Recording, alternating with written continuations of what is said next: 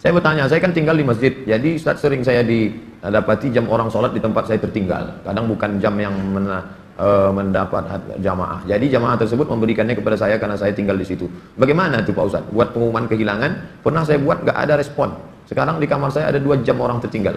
Misalnya saya memakai, gimana hukumnya Pak Ustaz? Ini namanya luqatah. Luqatah, barang temuan, itu menjadi milik engkau wahai adinda kalau sudah setahun tak ada pemiliknya. Setahun tak ada pemiliknya, catat tanggalnya, setahun tak ada pemiliknya, maka punya engkau. Berdoalah, pokoknya selama setahun itu berdoa supaya tak datang pemilik. Kalau dalam setahun itu ada pemiliknya, apa boleh buat, belum rezeki. Mudah-mudahan ada yang kehilangan lagi. Kenapa sebagian orang tak mau baca Sayyidina dalam salawat Nabi? Apa alasannya? Alasannya karena katanya menambah-nambah. Allahumma salli ala Sayyidina. Yang tambah-tambah. Nabi tak pernah menyebut. Nabi sendiri menyebut. Ana Sayyidu waladi Adam. Hadis sahih. Ana Sayyidu waladi Adam. Aku pemimpin anak cucu Adam. Maka saya pun menyebut Allahumma salli ala Sayyidina Muhammad. Allahumma salli wa sallim alaih. Tapi saya tak ekstrim. Yang mau pakai Sayyidina silakan. Yang tak mau pakai Sayyidina tak apa-apa. Tapi saya pakai Sayyidina jangan salahkan. Dalam solat tak membaca bismillah, dalam baca al-fatihah, apa solatnya sah? Tentang baca basmalah dalam fatihah hukumnya 3. Mazhab Syafi'i pakai bismillah jahar. Bismillahirrahmanirrahim. Syafi'i. Kalau Hanafi sama Hambali, Alhamdulillahi Rabbil Alamin Ar-Rahmanir-Rahim.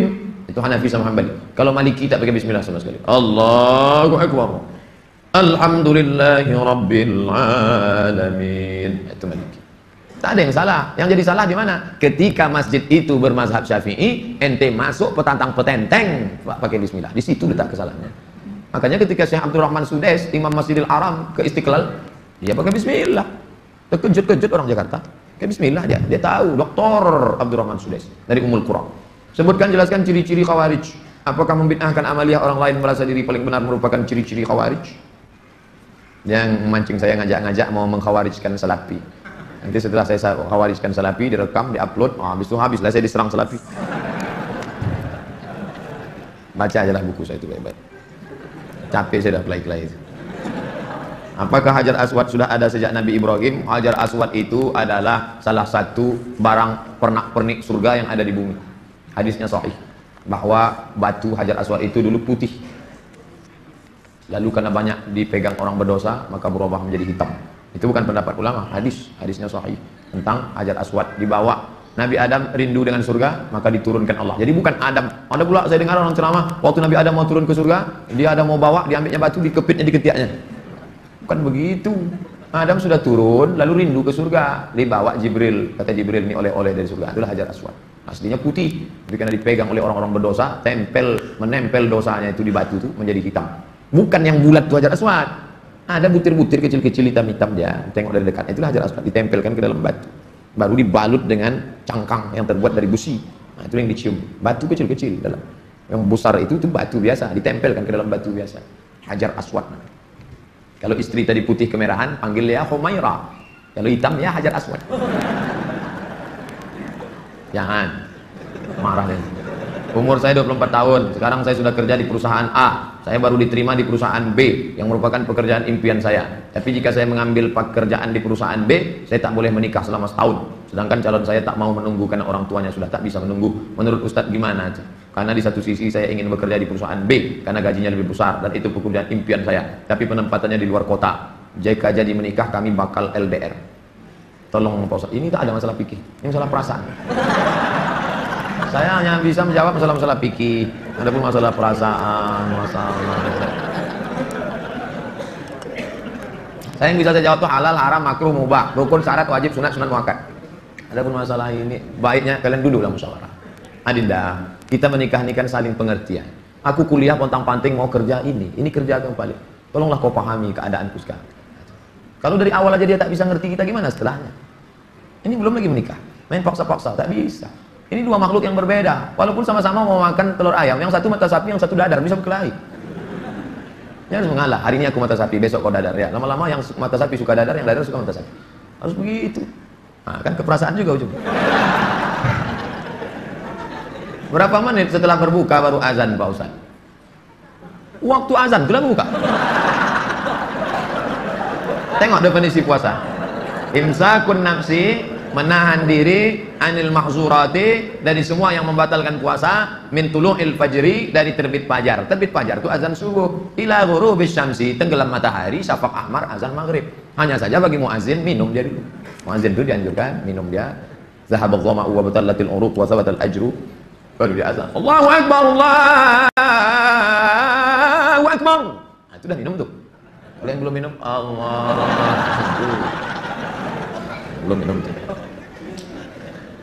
Apakah boleh kita makan selesai setelah Isya masuk? Yang penting batalkan dulu puasanya dengan minum kah, makan buah kah, jangan makan es. Karena usus itu kering, knalpot yang kering panas disiramkan air es, mengelupas cet-cetnya. Begitulah usus kita itu rusak. Maka yang paling bagus orang Mesir, korma kering, bukan korma yang basah, korma kering, pecah-pecah, buang bijinya, masukkan ke dalam, siram pakai air panas. Agak-agak 2 jam menjelang berbuka. Nanti menyatu dia, diminum. Itu yang paling bagus. Minum kesukaan Nabi, air korma. Minum air korma. Bagus, manis dia, maka usus kita awet. Apakah batal puasa mencicipi gulai untuk merasakan garamnya?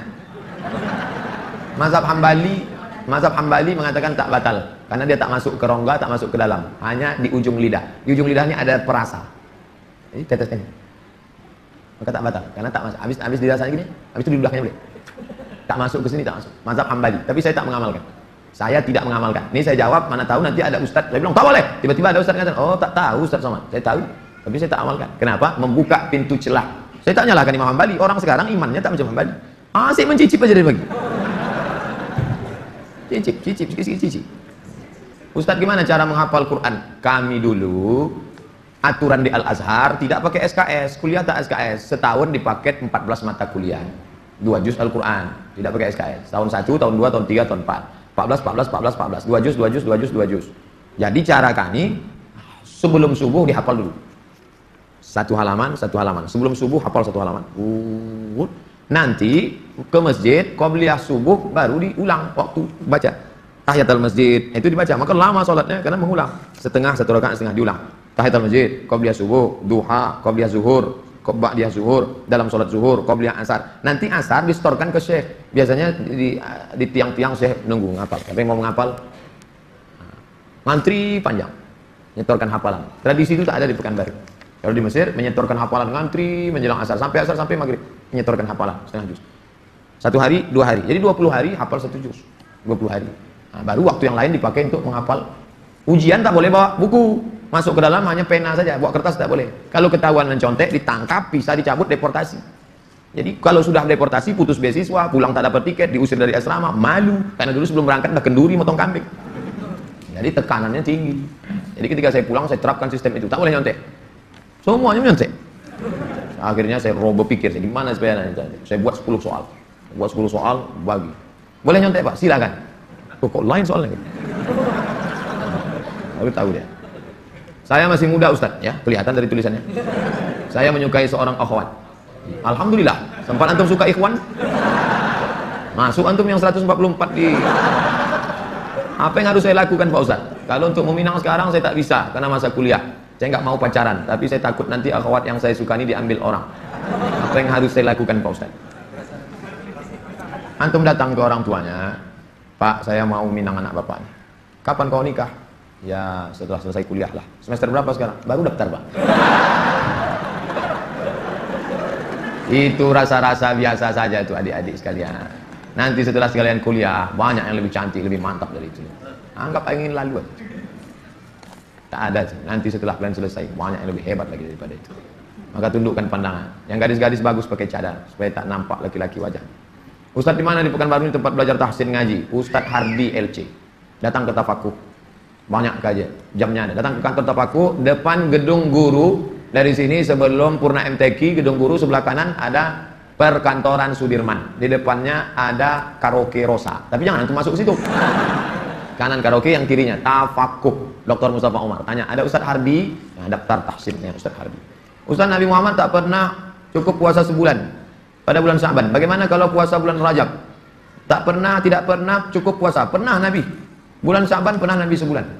Karena Rasulullah SAW yasumu Sya'ban kullah. Kata ulama mana kullahu, pernah dia sebulan, tapi tidak tiap tahun. Pernah, tapi tidak tiap tahun. Bagaimana dengan Rajab? Rajab bagus. Mana dalil puasa Rajab? Wa minal hurumi fasum. Berpuasalah engkau di bulan-bulan haram. Bulan haram itu Zulqa'dah, Zulhijjah, Muharram, Rajab. Dalilnya umum. Ustaz gimana biar istiqomah sholat di masjid? Begitu sedengar azan langsung bangkit. Karena waktu azan berkumandang setan lari tunggang langgang. Wa alaiha duratun sampai terkentut-kentut. Begitu terdengar azan, Allahu Akbar, Allahu Akbar, bangkit langsung berangkat. Jangan antum santai nanti aja lah. Nunggu iqamat, oh enggak, langsung berangkat langsung ke masjid. Intizar sholat ba'da sholat, menunggu sholat. Paksa-paksakan sampai dia mendarah daging sehingga kalau tak sholat meleleh air mata antum. Itu baru terasa manisnya sholat jemaah. Apa saja penyebab rezeki dihambat Ustaz? Kami sudah kerja potong panting tapi hasilnya selalu kurang, malah hutang tambah banyak. Banyak berdoa kata Nabi pada orang yang dililit hutang, Allahumma inni a'udzubika minal hammi wal hazan wal ajzi wal kasal wal jubni wal bukhul wa dhala'id daini wa ghalabatir rijal. Berusaha. Kalau engkau belum diberi Allah husnuzan pada Allah, tak sulit bagi Allah menyehatkan Ayub, tak sulit bagi Allah menyelamatkan Yusuf, tak sulit bagi Allah membuat Ibrahim punya anak Ishak, tak sulit bagi Allah menolong Muhammad SAW. Dia hanya ingin menengok engkau terus berusaha dan berdoa. Bagaimana hukumnya dalam perjalanan menuju kajian Ustadz? Kami melaksanakan sholat maghrib di jalan. Setelah selesai sholat kami tak berzikir dan langsung melanjutkan perjalanan. Bagaimana itu Pak Ustadz? Sambil naik kendaraan itu kalian berzikir.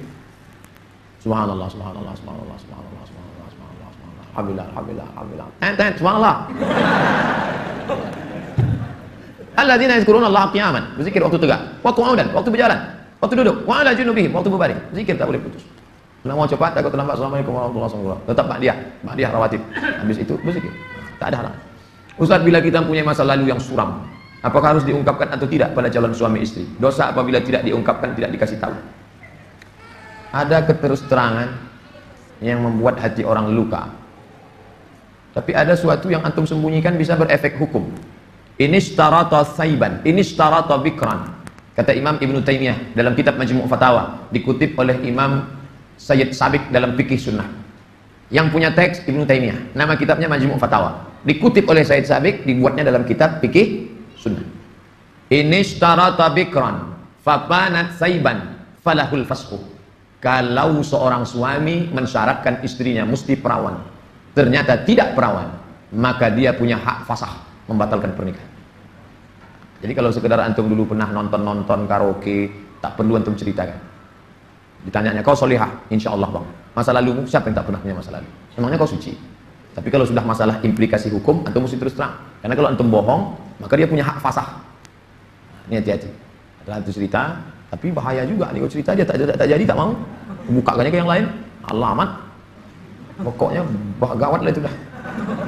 Bila wanita menolak menikah karena alasan menuntut ilmu yang disuruh orang tuanya, bagaimana menurut Pak Ustadz? Kenapa dia tak mau menikah? Ayahnya maksa dia harus selesai S3 baru nikah. S2 23, S3 tambah lagi, S2 25, S3 3 tahun 28. Kau setelah doktor baru boleh menikah. Begitu kata bapaknya. Hadapi bapaknya. Keras bapaknya nih Pak Ustadz. Bapaknya orang apa? Orang Kabupaten Kampar. Ajak Ustadz Mustafa Umar. Bapaknya orang apa? Orang Jawa. Ajak Ustadz Jamhur. Jumpa sama Ustadz Jamhur. Assalamualaikum, waalaikumsalam. Pripun kabari apik?